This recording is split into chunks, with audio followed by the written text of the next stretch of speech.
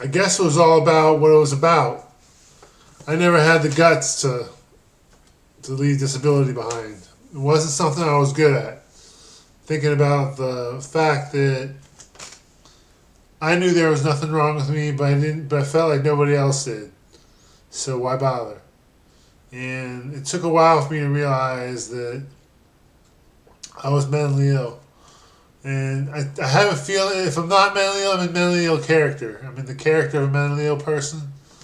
And the state makes this point known strongly enough that I'll just accept I'm mentally ill, play the mentally ill character. Same as a regular character, just unwanted by people. Just if enough people don't like you, you're mentally ill. Or so I don't know if that's really true. Is that what is mental illness? What can't I do that a mentally healthy person can do? I'm mentally ill. I get that bipolar. So I took some trips. I took some walks. I I slashed some tires on some cars my folks owned because I was on drugs and in the middle of an argument. So while we were fighting on a regular basis in my 20s, which where the fights were stupid, but I didn't know that. I didn't realize the fights were stupid. When I was 20, the fights were real. They were visceral. They were action oriented. They were everything. And the one night I had the thought to kill my parents. I decided not to kill my parents, but something had to be done to manifest a solution to this debate we were having in the daily conversation. And so I slashed six of their tires. And basically just fucked their cars up instead of fucking them up. And that's how I made it make sense in my head. And that's a misdemeanor. That's not even close to a felony. Six tires is a misdemeanor. And my parents didn't press charges. They never found out I did it. To this day, they don't know I slashed their tires. And I was in the house that day. I was living in a house with them. And wish I hadn't done that. And that's really the only thing I've ever done that was mentally ill. Was in the middle of a fight with my parents. I took out my frustrations on their cars. And then there was a time I was in the middle of a fight with my family, and while I was in college, and I stripped naked, and punched my brother in the face. And I don't know why I did that. I don't know why I did that. It was the frustration built up, and I just snapped, and I had to go to mental health hospital that night. That night I had to go to mental health hospital because I was standing there naked, not knowing why I was naked, just knowing my brother stepped up to me to defend my family from a naked version of me, and I punched him in the face. And that was a mental health crime. That was a crime. It's an actual crime. It's just so weird. It falls into the statutes of mental health law. And then there's a time I walked to Xenia, Ohio. I got on a bus, took it to a random location, got off, started walking, found a trail, started walking up the trail without rehearsals, without planning, and started walking north. And I made my way to Xenia, Ohio, where the police said I was being disruptive in a meeting, and they found out I wasn't from there, so they took me to the Xenia Mental Health Hospital. And that's how that turned out. And my folks came and got me and brought me home. And then there was the time I was offered a free ride in New York City, and I took that. When I got to New York City, I heard voices in a powerful fashion. In a very powerful fashion. Intense vocalizations in my head in New York. Like really intense vocalizations. And people talking to me about how I needed to go to the library to meet Eminem and Jay-Z and Nas to break bread with them as the newest member of New York City, is what the voices told me. And I can remember them telling me that. I can remember the voice in my head telling me that.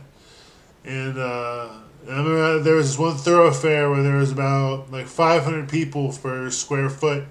It was a really dense person traffic area, and I got scared. I buckled. I knelt down, or I squatted down, and I basically just waited and just curled up into a ball in a traffic thoroughfare because I was 24 years old and so afraid of everything.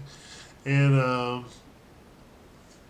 everything that was happening, I was afraid of it. I broke. I froze. Something city happened to me, and and then I made my way to Central Park or Times Square rather, and I let a police officer know that that in about 24 hours, all these people, 99% of these people are going to be dead, and I need you to take me and Zoe Kirkashawati to the Canary Islands.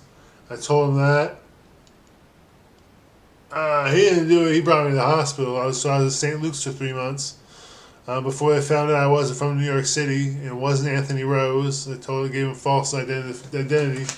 And they told me I was Nicholas Lawson. I told them I was Nicholas Lawson, and here's my family's phone number, and you can call them and let them know where I'm at. And they called them, and it got worked out that I was going to go back to Cincinnati, and I wasn't going to be an immigrant to New York City. I wasn't going to live in New York City, even though I stayed there for 3 months. I wasn't going to live in New York City. And then in London, I heard voices very intensely in London, England, and it got to the point where I was following the voice. I didn't know enough to, when it comes to voices in your head, I didn't know enough to just sort of casually ignore them, but sort of listen. And I ended up walking outside of the dormitories. I was gonna spend the day walking around naked. Is what I was gonna do. I had no idea about nudity laws or anything like that. And in London and anywhere actually, I didn't know you couldn't take your clothes off. It occurred to me that I could take my clothes off, and that's what I was gonna do.